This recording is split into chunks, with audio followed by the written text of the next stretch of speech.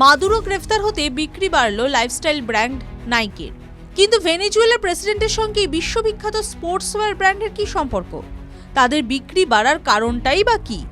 একাংশ মনে করছেন মার্কিন প্রেসিডেন্ট ডোনাল্ড ট্রাম্পের প্রকাশিত মাদুরোর বন্দি অবস্থার প্রথম ছবি বাড়িয়েছে এই বিক্রি। কি দেখা গিয়েছিল সেই ছবিতে? চোখে কালো আবরণ, কানে শব্দ নিরোধক আবরণ, পরনে ছাই রঙা একটি জ্যাকেট, হাতে একটি জলের বোতল। কোথায় যাচ্ছেন, কিভাবে যাচ্ছেন, সেই মুহূর্তে মাদুরোর জন্য তার ঠাওর করা কোনোভাবেই সম্ভব ছিল না। সেই সময়ই তোলা হয় এই ছবি।